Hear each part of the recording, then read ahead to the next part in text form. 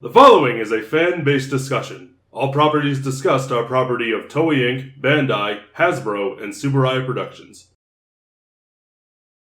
Hello everyone, welcome back to another episode of First Impressions here at TokuCast, talking about our new Sentai, Ohsama Sentai King-Ohger. Marcus and Jacob here to give you our first impressions. Yes, the first three episodes. As of when this will be out, the fourth episode will be up. Mm-hmm.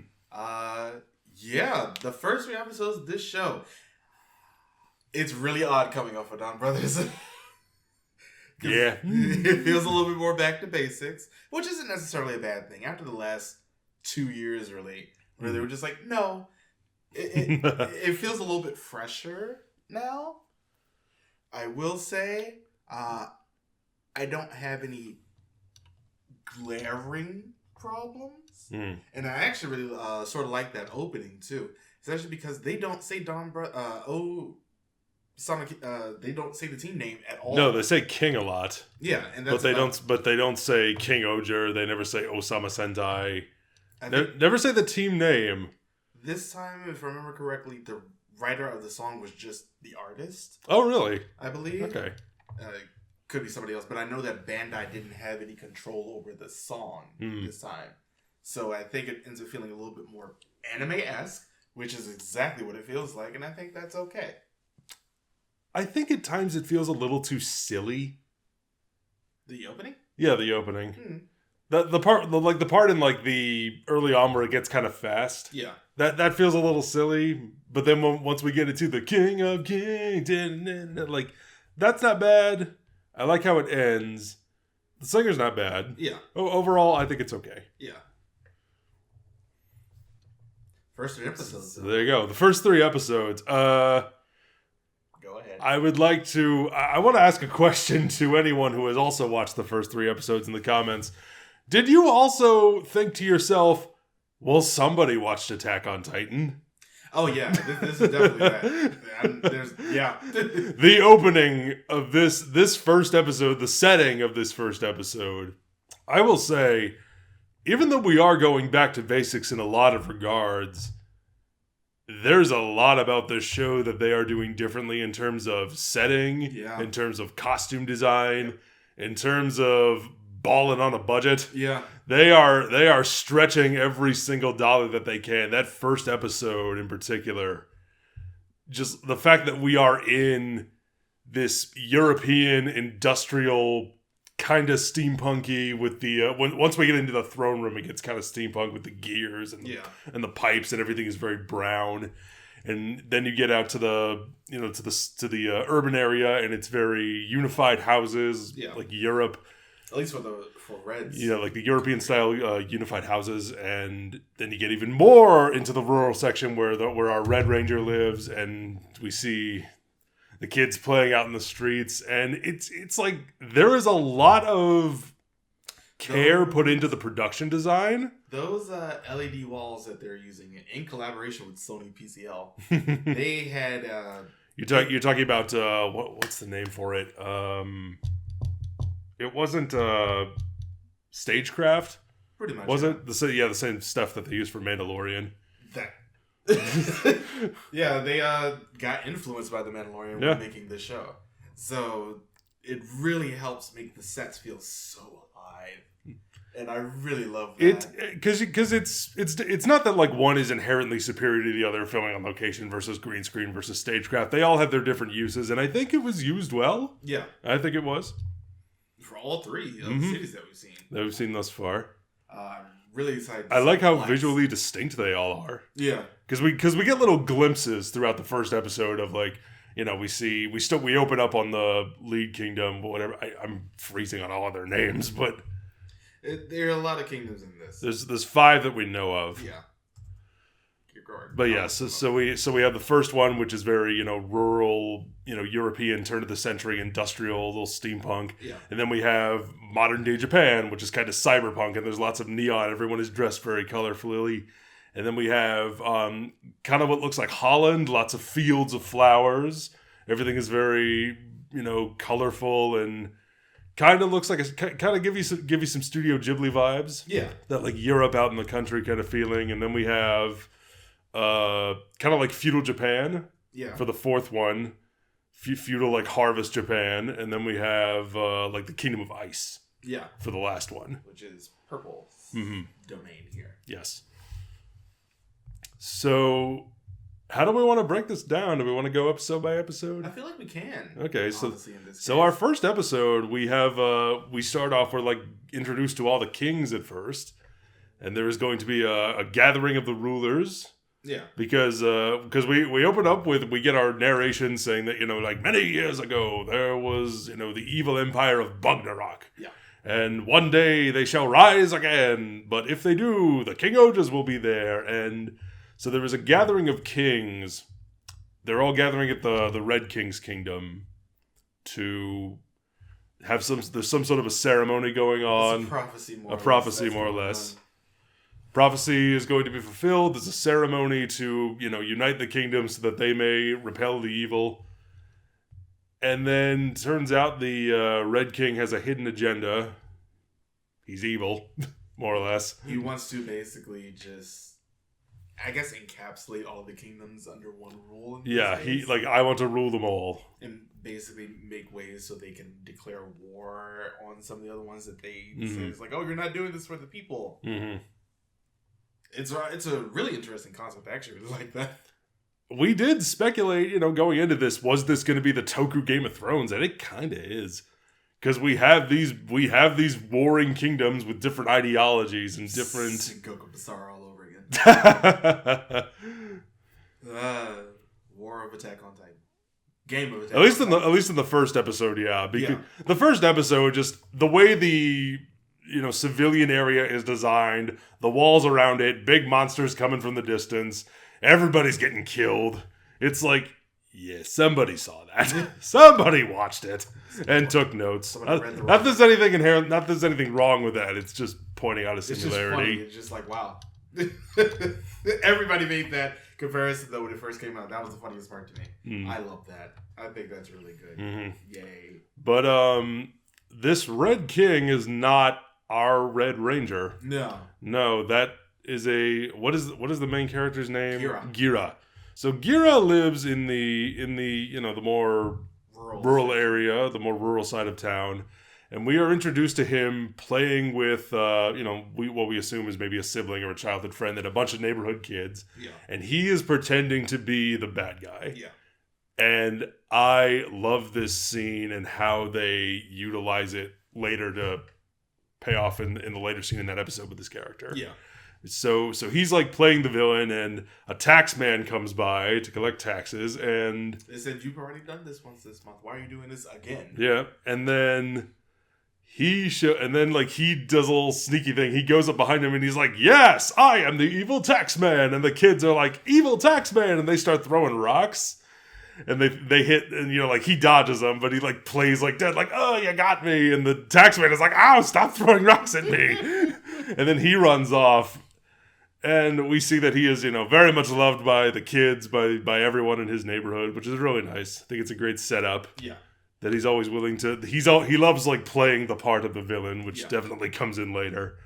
And then Red King is like, now I'm going to betray all the kingdoms. And then all the big bug monsters show up, the small ones too, and 3 out of 4 of our King-Ohgers, I guess we would call it, of our team, they transform and they start fending off the bugs. Yeah, but God Kuwagata has been locked in stone for a good long time now, and who is the god of the Red Kingdom, and it's Kuwagata, which is a stag beetle. They have all their bugs and everything around the city, and doing tasks and stuff, and helping out the people. Helping out people, blood. Yeah, there is blood in this show, which I was not. Every time one of the bugs gets slashed, there is a blood spatter effect. Yanma Gus who is our blue, is out here trying to wake up God Kuwagata again, and it's not really working. No. Because he's from the technological kingdom. That's their thing. And apparently you can get energy and things from the gods, and it doesn't really hurt them, I would guess. But yeah. Something they might explore later. But Gira, the older friend that he was playing with, or sibling, we're not really sure, but she dies? No, she gets injured. She does get injured, but he then, through the magic of editing, immediately runs into the castle. Yeah, I was like, how'd you get there so fast? But they got saved by Himeno, or Yellow. Mm-hmm. So she's like, go get to safety, I'll take care of her, don't worry about it. Mm-hmm. Yeah. Which is, it's something they bring up later after we end up getting her character episode, which is episode 3. Mm-hmm. And yeah, he's like pleading with the king, whose name escapes me, but he's like, Lord, please help, your people are being attacked, why won't you do anything? And he's like, no, this is what has to happen for my plans to come to fruition. Raklis. Yeah. And so King Raklis is like, no, I will not save the people, I will sacrifice them for my own ambitions.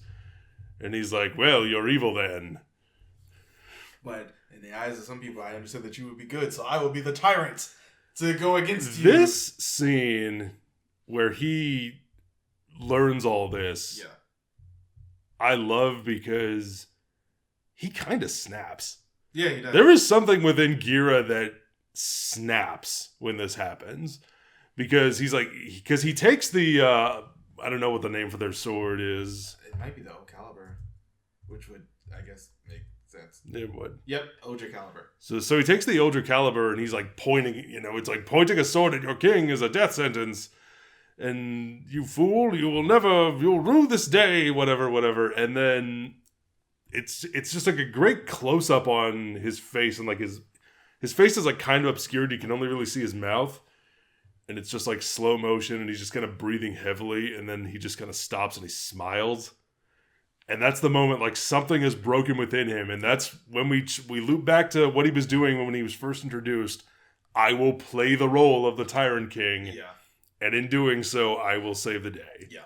And it's like something within him, however small, however big, has snapped. And now he is off to the races. For the first 3 episodes, that's pretty much his character, although he can't keep the character up always. Yeah, that's the thing. He's playing a character, and he doesn't commit to it 100% because there is still part of him that is very new to all of this. I will say I cannot wait for him and Don Momotaro to meet. Yeah. I'm waiting for the laugh off. Also, I love this. We're going forward a little bit, but I love the fact that Yellow has the lady laugh. Oh yeah, the Ohsama laugh. Yes, I love it so much. I'm like, yes, that's all I needed. But yeah, after that, Rackley said, "Hey, you're gonna get arrested." After he saves the day, we end up getting our first mech fight, which I think was actually pretty well done. As do I. It's the setting, it's the choreography, the way they use the CGI, the way they interact with the setting. Yes, because he's not used to it, and they make a point of saying that he's not used to fighting with God Kwagati, and he wakes up. Like, he hasn't even fought like in suit. He immediately jumps into the mech. Also, we got to talk about these mech interiors, dude. Oh, how it's like Pacific Rim up in this bitch, and it's great. Just the attention to detail of there is this whole apparatus that comes down around them. Yeah. And we see them literally controlling the mech's appendages and whatnot with, this thing that is coming down around them, and it's so cool. Because I don't know that we've ever seen anything like that before. They just do the thing. They just do the thing, or we're like in some sort of nebulous negative space. Yeah. We just have our swords and we're swinging them around.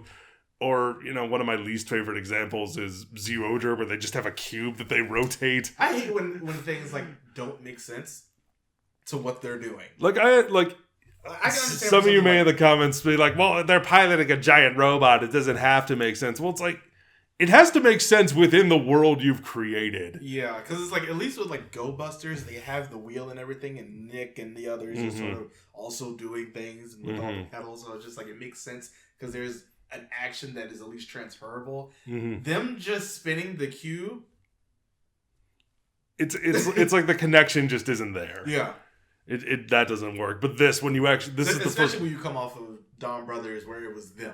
Yeah, where they were actually the mech, which was amazing. And then we get into this where we actually see a full-on apparatus come around their bodies that we see connecting to the appendages, which is really cool. And then Hercules tries to get him arrested. Yep. And Yanma Gust carries him away and says, "Not today." And then they go to Tokyo. Yeah, I was a little disappointed by this. The fact that we immediately go into modern Japan setting again. But it does almost immediately get destroyed not too long after. Getting destroyed, but also I think they do enough visually to make it distinct in the sense that, because it feels very futuristic. It is, it's like cyberpunk future where we have lots of neon, just neon signs everywhere. Everyone is dressed. That is one thing I love, is the attention to detail. I have to bring it up again. Every extra is dressed appropriately. Yeah. In the Red Kingdom, everyone is wearing, it's like, like a white smock or a shirt that's very loose fitting, brown slacks or trousers or whatnot. Yeah. And then we get here and we get to the Blue Kingdom. Everyone is super brightly, colorfully dressed.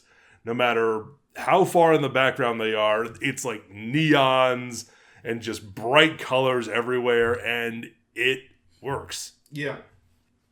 Even the cyber battle that they have. The cyber battle that they have. I'm okay with it. I loved it. I'm okay with it. So over the top. It's a hacking battle. Very Yankee, and he doesn't treat his people like subjects. They're all like just a part of a big gang. They're all a gang, and it reflects in his costume design, the makeup and hair that they give Yanma.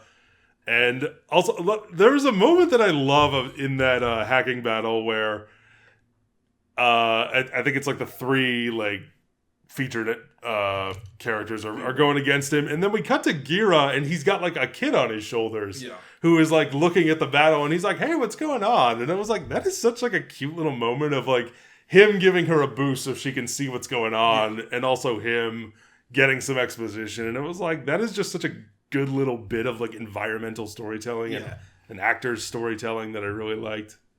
I will say that the mech battle on this one was a little bit messy. The editing wasn't the best there because there was a lot of quick shots, a lot of blurs, and I'm just like, I feel like you could have done this a little bit cleaner. I wonder if that's trying to mask how much money they have. Speaking of which, following the season premiere, a lot of people on Twitter were talking about the extensive use of CG and just how expensive it could be, because the LED studio was said to cost more than 2 billion yen to operate. And the series director was like, don't worry about that. You let us worry about the numbers. You just enjoy the show. Don't worry about that. Buy the toys, buy the toys, buy the toys, buy the toys, buy the toys. That's why we had toys at the beginning. Unlike Dawn Brothers, just had the one from the last show. Mm-hmm. But at the end of that episode, they get captured again. They get but this time two of them. It's both Yanma and Gira. I do love, like, in this episode, it really shows who Yanma is, where basically the Red King tells us to either give him, or they'll give Gira over, or they'll declare war. Or we will declare war. And Yanma was like, go fuck yourself. Pretty much. He's like, you'll think I'm bending the knee, but I won't. You're not Daenerys. No Dracarys up in here. So they basically just told him, go after yourself. Ain't gonna happen. And then they get kidnapped again. And then they get kidnapped by Himeno. Yep. Who is our Yellow Ranger. Yep. All the captures. That's really all they keep doing. They just keep kidnapping people. And this is the land of doctors and flowers. Healing, medicine, and beauty. Yeah. And the first time we're introduced to Gira in episode 3, he's just strung up. No, they in the throne room there, and then he immediately gets handcuffs. Right. She's like, "Oh, I need you to come with me." Handcuffs. And he's like, "What?" What? And then he's strung up. And then he gets strung up. But I love it. He's just like hanging up in the throne room, like 20 feet in the air. I think my favorite part about this is the fact that we actually get some personality with God Kamakiri on this. Because when Yellow is like laying on her throne, God Kamakiri is behind her laying like a French girl. I love that. Then, like, later on, you see Kamakiri and Kuwagata just outside, like, messing around together. Mm-hmm. I like the fact that we're getting a little bit of personality just for the mechs, even though they don't speak. And I think that's a nice touch. Yanma, it is implied, has a crush on Himeno as well. Yeah. In a pretty funny moment where... I think that leads halfway through, though. So, something like that. But yeah, but like Gira mentions, he's like, hey, do you like her? And he's like, no. You idiot, no. Super Sundari. Indeed. But yeah, so Himeno is a selfish, spoiled brat who cares about herself and no one else, or so it seems. Yes. She definitely believes that accomplishing your goals can be done by being selfish. Yes. By caring more for yourself, and in doing so, by building yourself up, you will help other people. Like, it's kind of messed up. The flower scene. Oh my god, are you talking about where she blows the house up? Yes.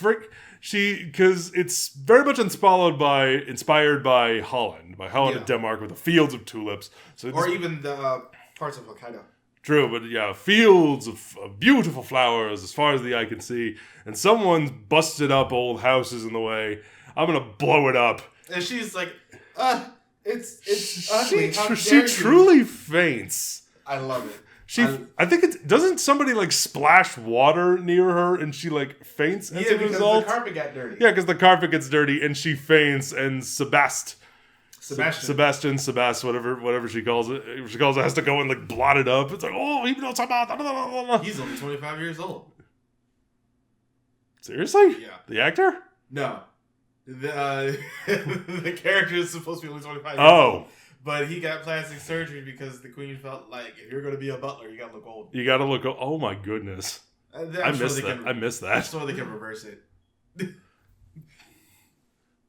He has a little character tick where he's always fiddling with his mustache, which I think is kind of cute. And that moment where Sebastian runs up and he's talking to like a mom and her son. He's like, just like miming, like, get away from the house. He runs back, freaking Looney Tunes Acme style dynamite plunger, pushes it down.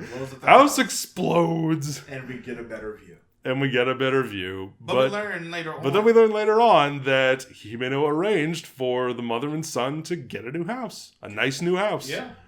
Now you don't have to live in that busted shack anymore. The only thing that sort of weirded me out about this episode was the girl in the wheelchair. That was weird. Yeah.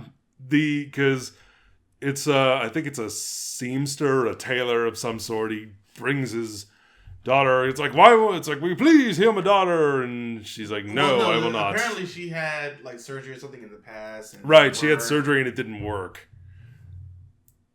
Allegedly. And the father was more or less using her to get money? I don't know that he was using her to get money, but she was paying him money just to get him to leave her alone. I guess there's a little bit of that. It's like, I feel sorry for the fact that we couldn't do anything. Here's money. Something like that. Because the dialogue that he has with his daughter doesn't make it seem like he's exploiting her. I don't know. It's a weird scene I don't think was handled particularly well. I don't think it was handled particularly well. And then at the end, she just gets up.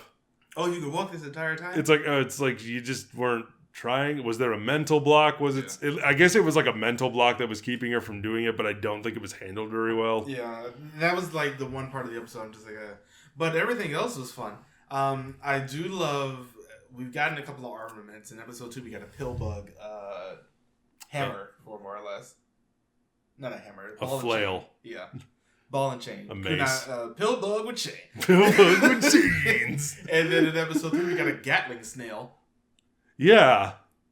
That was an interesting choice, and I liked it. That, I liked it, yeah. I thought that was really, it was so slow. I love how the snail is just like kind of like inching his way along, la la la la la. As they're being attacked. And Himeno is like, ooh, cute, come here. And the snail's like, okay. I like when slow thing becomes fast for no reason. Yeah. Do what you gotta. And then it just falls off. After the Gatling. But they do make a point of saying, like, when a new King-Ohger gets introduced to the actual mech proper, they get a new attack to go with it. Mm.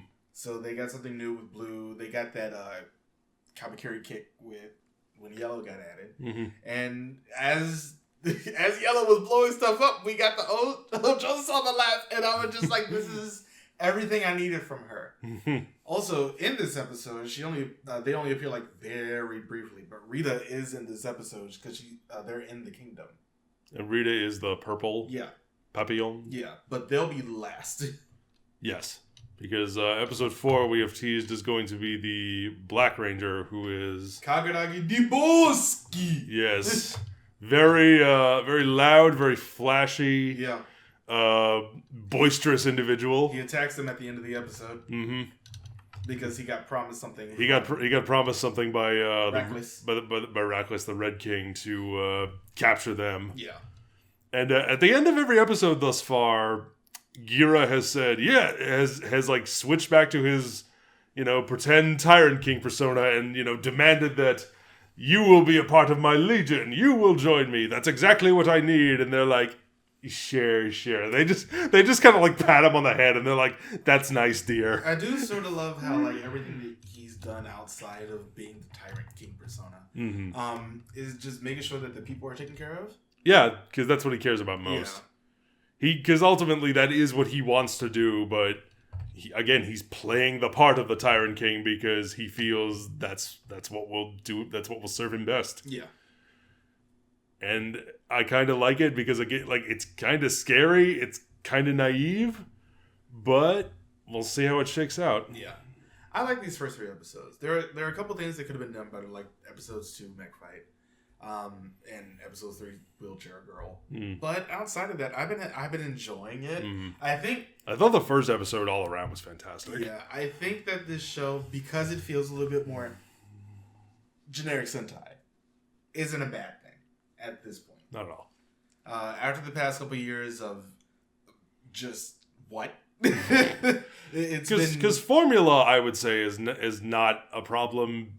Is like being similar to something else isn't a problem. What matters is you're good. Yeah. Are you a good show? Like Kira Major, my favorite Sentai, is about as back to basics as you can possibly get. I love that show to pieces. This show, yes, coming off of Dawn Brothers, it's definitely a shock to the system because that was so different in so many ways. In so many ways, it was so different. Yeah. But then going back to this, it definitely feels more back to basics compared to Dawn Brothers. Especially because coming off of that, where Dawn Brothers felt so concentrated on just the characters, this time it's more of the circumstances and the villains, who I do like. That first appearance of when they go to Blue's kingdom and he just destroys part of it. Yeah. I wonder if they made him too powerful too fast. Who knows? Why didn't you just do that earlier? Yeah. But I do love his design.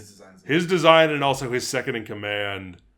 I love the way they both look. Yeah. Such cool costumes they have. Desnaraka the 8th and Prime Minister Kamejin. But they look great. Yeah. So I also, their lair, the way it's like an underground... It's nest. The underground Toei lair. It's the underground Toei lair. We're back there. And I like the way the space is used, though. I like how it's lit by fire. Yeah. And I like... It feels, weirdly enough, and a lot of people were saying this, it felt very Lord of the Rings, the Orcs. That's a good comparison. Yeah. I also like the way the minions are scattered all over the walls and ceiling because they are bugs. And they're just kind of crawling everywhere. There's just like a massive movement everywhere you look.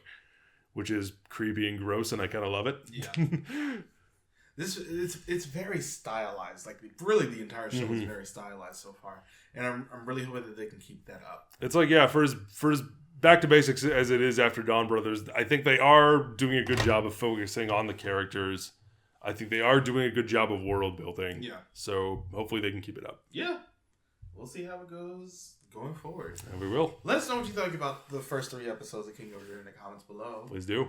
Don't forget to join us on all the things, and we will see you next time. Bye, everybody. Thank you for watching.